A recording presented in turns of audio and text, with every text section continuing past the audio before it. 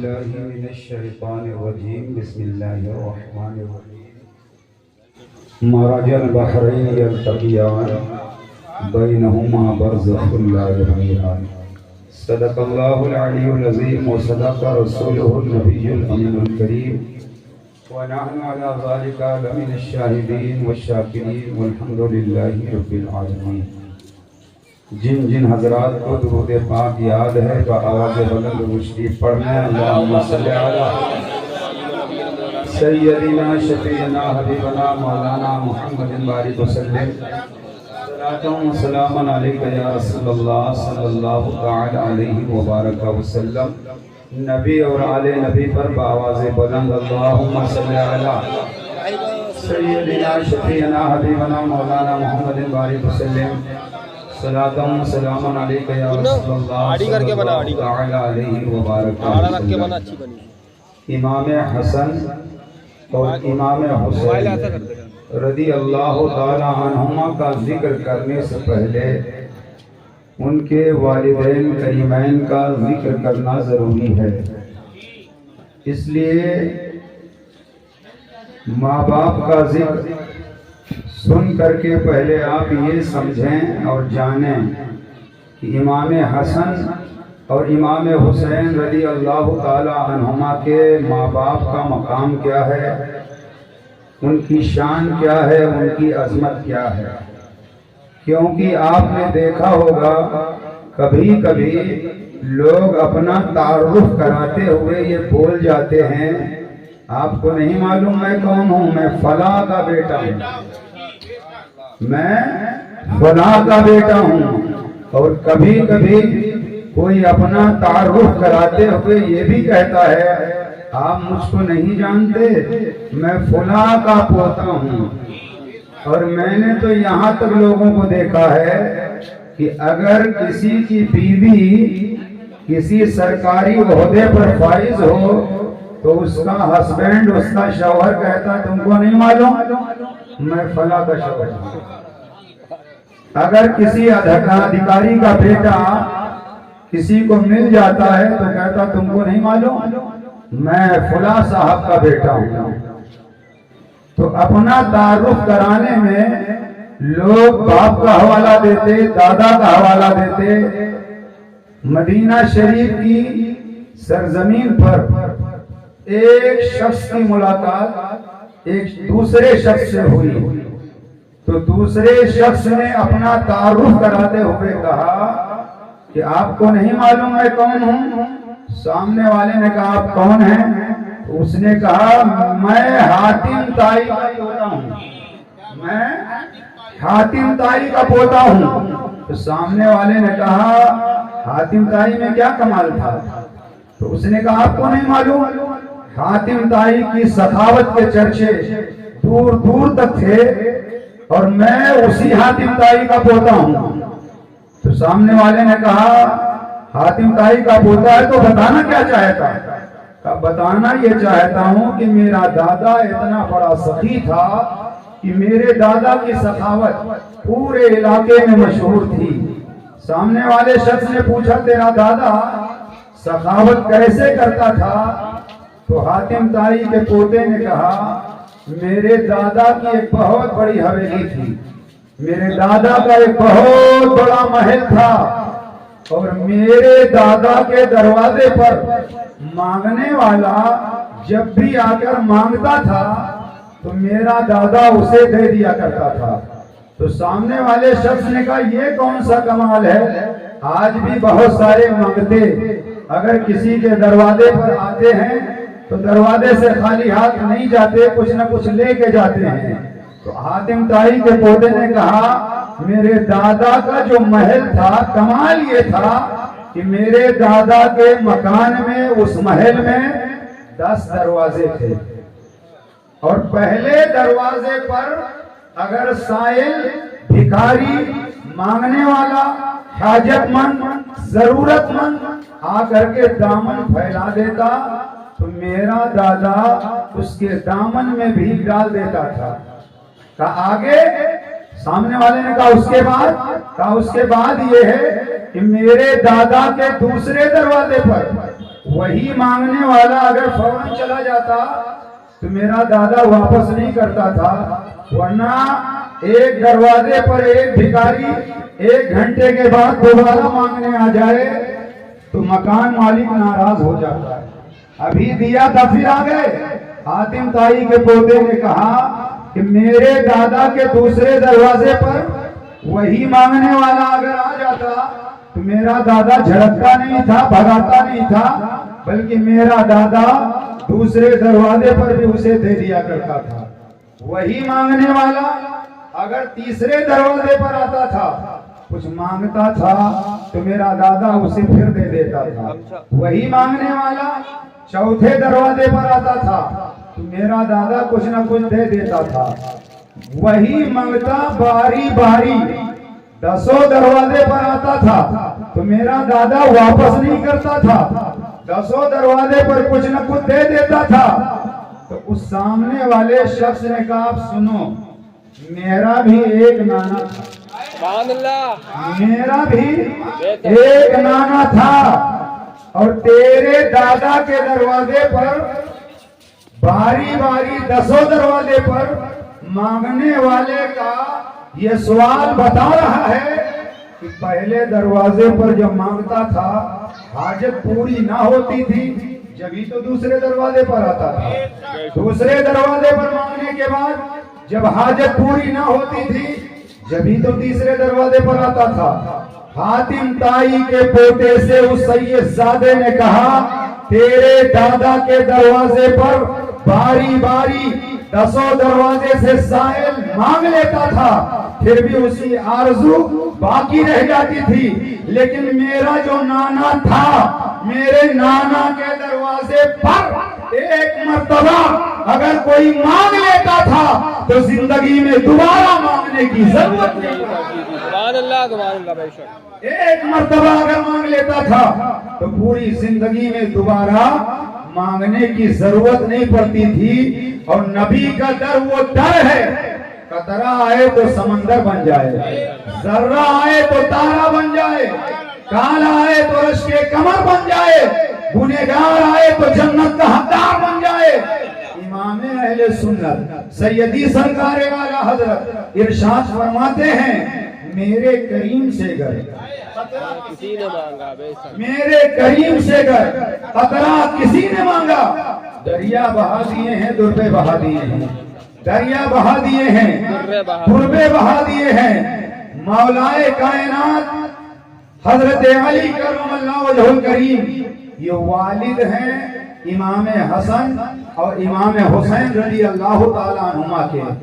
حسنین کریمین کی والدہ ماجدہ سیدہ طیبہ طاہرہ فاطمہ زہرا رضی اللہ تعالیٰ عنہا ہیں، اور مولا علی کے کچھ فضائل اور کچھ مناقب میں نے کل آپ کے سامنے گوش گزار کیے تھے، اور مولا علی کی شان میں غازی صاحب نے اشعار پیش کیے تو 2-3 منقبت اور مولا علی کے فضائل میں اور ان کی شخصیت پر ایک شاعر نے کلام تحریر کیا ہے، اور تازہ ترین کلام ہے، اس کو آپ سنیے۔ مولا علی کی شان، شاعر کہتا اگر ہو خواہش جنت، اگر ہو خواہش جنت یعنی جنت کی طلب، جنت کی چاہت، جنت کی اگر طلب خواہش چاہت، شاعر کہتا ہے اگر ہو خواہش جنت سمجھداری اسی میں ہے۔ سبحان اللہ،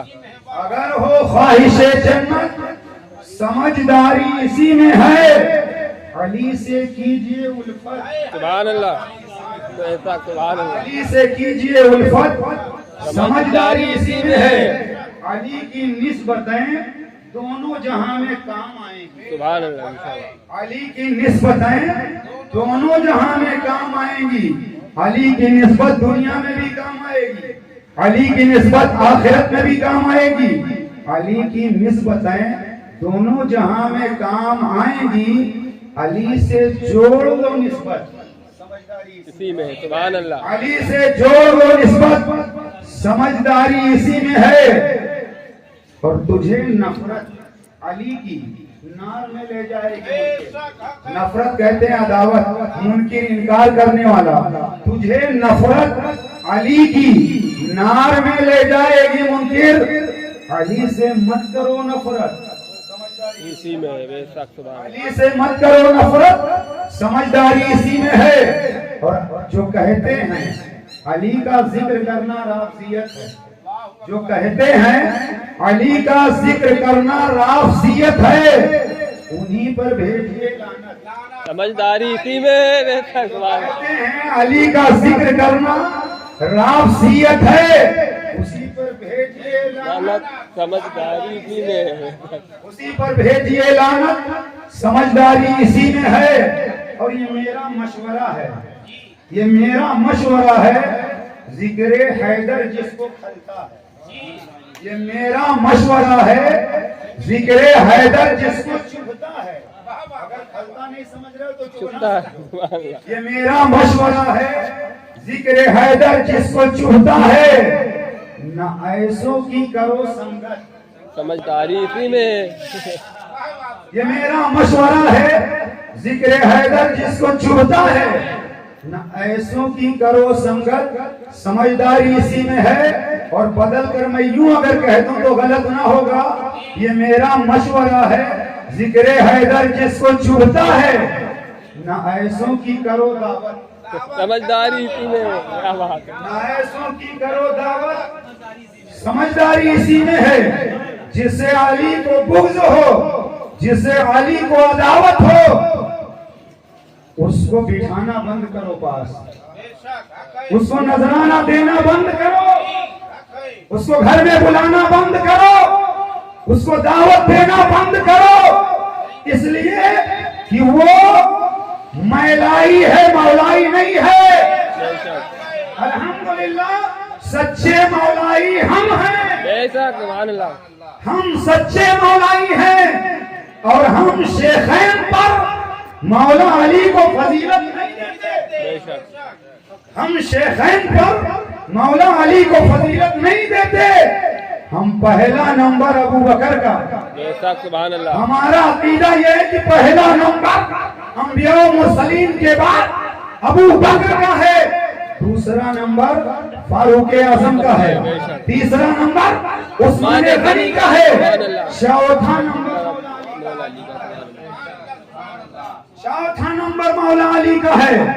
لیکن ان نام نہاد جھوٹے مولائیوں کو میں پیغام دینا چاہوں گا کہ سچے مولائی کا عقیدہ یہ ہے، یہ میرا مشورہ ہے، سبحان اللہ، میرا مشورہ ہے، ذکر حیدر جس کو چھپتا ہے، سبحان اللہ، یہ میرا مشورہ ہے، ذکر حیدر جس کو چھپتا ہے، نہ ایسوں کی کرو دعوت، سمجھداری اسی میں ہے، نہ ایسوں کی کرو دعوت، سمجھداری اسی میں ہے۔ ایسے لوگوں کو جو سچا مولائی نہ ہو، جو مولا علی کا وفادار نہ ہو، نہ ہمارا رشتہ اس سے کل تھا، نہ آج ہے، نہ آئندہ اس سے رشتہ ہوگا، اس لیے کہ جو سچا مولائی ہے وہی سچا حسینی ہے، اور وہی سچا اہل سنت والجماعت کہلانے کا حقدار ہے۔ علی سے مت کرو نفرت، سمجھداری اسی میں، علی سے مت کرو نفرت، سمجھداری اسی میں۔ اب حدیث شریف سنو، نبی رحمت صلی اللہ علیہ وسلم نے غدیر خود کے موقع پر صحابہ کی محفل میں حسنین کے بابا جان کا ہاتھ پکڑ کر میرے آقا نے فرمایا، من کنت مولا فہذا علی مولا، جس کا میں مولا اس کا علی مولا، سبحان اللہ، سبحان اللہ، اللہ اکبر، یا رسول اللہ، اللہ اکبر، ہاتھ اٹھا کر کے، ہاتھ پکڑ کر کے میرے مصطفیٰ نے مولا علی کا ہاتھ پکڑ کر کے، ہاتھ بلند کر کے بتا دیا، من کنت مولا فہذا علی مولا، جس کا میں مولا ہوں اس کا علی مولا، جس کا میں مولا اس کا علی مولا۔ مگر ایک وضاحت بھی سن لیں، یہاں مولا سے مراد خلیفہ بلا فضل نہیں، یہاں مولا سے مراد خلیفہ بلا فصل نہیں. ہمارا اہل سنت کا عقیدہ یہ ہے کہ ہم خلیفہ بلا فصل حضرت سیدنا ابو بکر صدیق کی ذات کو مانتے ہیں. یہاں مولا سے مراد خلیفہ نہیں، اور جو علی کو خلیفہ بلا فصل مانے وہ گمراہ ہے، وہ گمراہ ہے. ہم افضل الخلق بعد الانبیاء بالتحقیق سیدنا ابو بکر صدیق کی ذات پاک کو مانتے ہیں. امت مصطفیٰ میں انبیاء و مرسلین کے بعد سب سے افضل و اعلیٰ مرتبہ سیدنا ابو بکر صدیق کا ہے. یہاں مولا سے مراد کیا ہے؟ مولا کا معنی محبوب بھی ہے، مولا کا معنی مددگار بھی ہے. تو اب مفہوم یہ ہوگا، آقا نے فرمایا جس کا میں مولا اس کا علی مولا، جس کا میں مددگار اس کے علی مددگار، جس کا میں محبوب اس کے علی محبوب. لہذا مصطفیٰ نے علی کا ہاتھ بلند کر کے غدیر خون کے موقع پر یہ بتا دیا کہ مصطفیٰ نے علی کا ہاتھ پکڑ کر بلند کر کے یہ بتا دیا، اب اگر کوئی جھوٹا کمینہ مولا علی کی شان میں کمی نکالے تو وہ کمینہ ہے، کمینہ. کیونکہ مصطفیٰ نے حضرت علی کا ہاتھ بلند کر کے اتنی بلندی پر پہنچا دیا ہے کہ مولا علی کی بلندی نہ کوئی ناصری سمجھ سکتا ہے، نہ کوئی. اللہ اکبر یا رسول اللہ یا علی یا علی. دوسری حدیث شریف سنو، میرے آقا نے فرمایا اللہم اس کا مفہوم یہ ہے اللہم، ہاں حدیث بات یہ ہے اللہم ادری الحق حیث ما دار علی، اللہم ادری الحق حیث ما دار علی. میرے آقا نے کہا یا اللہ حق ادھر گھما دے، حق ادھر گھما دے جدھر علی ہے. حدیث پر غور کیجئے، میرے آقا نے یہ نہیں فرمایا کہ علی کو حق کی طرف گھما دے، نا. میرے آقا نے فرمایا جدھر علی ہے ادھر حق کو گھما دے، جدھر علی ہے ادھر حق کو پھیر دے. مطلب یہ ہے جدھر علی ہے ادھر حق ہے، جہاں جہاں علی ہے وہاں حق ہے. علی بستر پر حق بستر پر، علی میدان میں حق میدان میں، علی غزوے میں حق غزوے میں، علی جلوت میں حق جلوت میں، علی خلوت میں حق خلوت میں. جدھر علی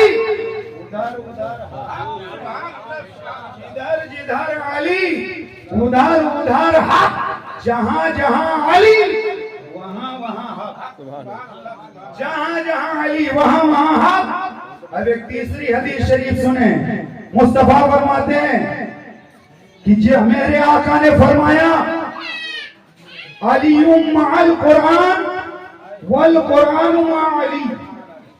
آقا فرماتے ہیں علی قرآن کے ساتھ ہے، قرآن علی کے ساتھ. توجہ سے سنیے، قرآن علی کے ساتھ ہے، علی قرآن کے ساتھ ہے. اس زمین پر ایک طبقہ ہے، ایک گروہ ہے جس کے پاس علی ہیں قرآن نہیں. ایک طبقہ ہے جس کے پاس علی ہیں قرآن نہیں ہے، اور ایک دوسرا طبقہ ہے جس کے پاس قرآن ہے. ایک طبقہ جس کے پاس قرآن ہے علی نہیں، اور ایک طبقہ جس کے پاس علی ہے قرآن نہیں. مگر سنیوں خوش ہو جاؤ، ہم اہل سنت کے پاس قرآن بھی ہے اور علی بھی ہے. ہم اہل سنت کے پاس قرآن بھی ہے اور علی بھی ہے. ہم اہل سنت کے ساتھ اور پاس قرآن بھی ہے اور علی بھی ہے، قرآن بھی ہے اور علی بھی ہے. اور علی مرتضیٰ کرم اللہ وجہ الکریم کی شان سنو. مدینہ شریف مسجد نبوی شریف منبر شریف پر مولا علی تشریف فرما ہے، کیونکہ مدینہ طیبہ میں کچھ لوگوں نے نبی کے علم غیب کا مذاق اڑایا تھا، نبی کو یہ معلوم، وہ نہیں معلوم، وہ معلوم، یہ نہیں معلوم۔ مولا علی کو پتا چلا کہ نبی کے علم غیب پر کچھ لوگوں نے باتیں کی ہیں، سنتے ہی علی عالم جلال میں آ گئے۔ ابھی میرا جملہ سننا، نبی کی توہین سن کر جلال میں آ جانا یہ علی کی سنت ہے، سنت، اور نبی کی توہین سن کر چپ ہو جانا یہ منافق کی عادت ہے۔ علی کو جلال آیا، آپ نے فرمایا پورے مدینے میں اعلان کرو، پورے مدینے میں اعلان کر دیا گیا، سب مسجد نبوی میں جمع ہو جائے۔ مسجد نبوی شریف میں سر ہی سر پوری مسجد نبوی کھچا کھچ بھری ہوئی، علی منبر رسول پر اعلان کر رہے ہیں سلونی اما دون العرش، سبحان اللہ، جو پوچھنا ہے پوچھو۔ یہ بات یا تو اس منبر پر کھڑے ہو کر نبی نے کیا تھا یا اس منبر پر کھڑے ہو کر علی نے کیا ہے۔ جو پوچھنا ہے، جو پوچھنا ہے پوچھ لو علی سے۔ تو اس دور میں بھی لوگ تھے اور آج بھی ہیں۔ ایک شخص کھڑا ہو گیا مسجد میں، کہنے لگا علی اتنا لمبا چوڑا دعویٰ، جو چاہو پوچھو۔ علی فرماتا پوچھو، میں علی ہوں، علی سوال کرو میں بتاؤں گا۔ پوچھنے والے نے کہا علی یہ بتاؤ تم اتنے دنوں سے نماز پڑھتے ہو، کیا رب کا دیدار بھی کبھی ہوا ہے؟ یہ سوال کیا گیا، علی تم نے اپنے رب کو دیکھا ہے؟ تو علی کا جواب سنو، علی فرماتے ہیں سن، میں دوسرا سجدہ تب تک کرتا ہی نہیں جب تک رب کے جلووں کا دیدار نہ ہو جائے۔ سبحان اللہ، دوسرا سجدہ کرتا ہی نہیں اس وقت تک جب تک رب کے جلووں کا دیدار نہ ہو جائے۔ سوال کرو پوچھو۔ علی فرماتے ہیں میں جواب دوں گا۔ اب آگے سنو، نزہت المجالس کے اندر لکھا ہے بلبل سدرا، طائر سدرا، جبریل امین زمین پر آئے اور انسانی شکل میں آئے، اور آنے کے بعد میں مسجد نبوی میں کھڑے ہو کر انسانی شکل و صورت میں کہہ رہے ہیں علی بتاؤ اس وقت جبریل کہاں ہے؟ اس وقت جبریل کہاں ہے؟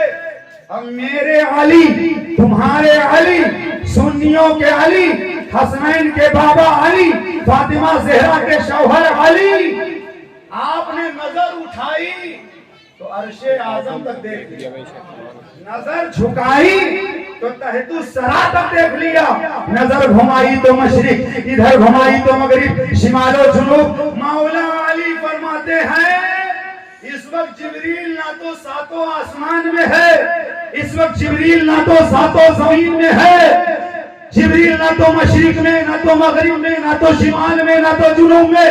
علی فرماتے ہیں تمہارے علاوہ کوئی جبریل ہو ہی نہیں سکتا،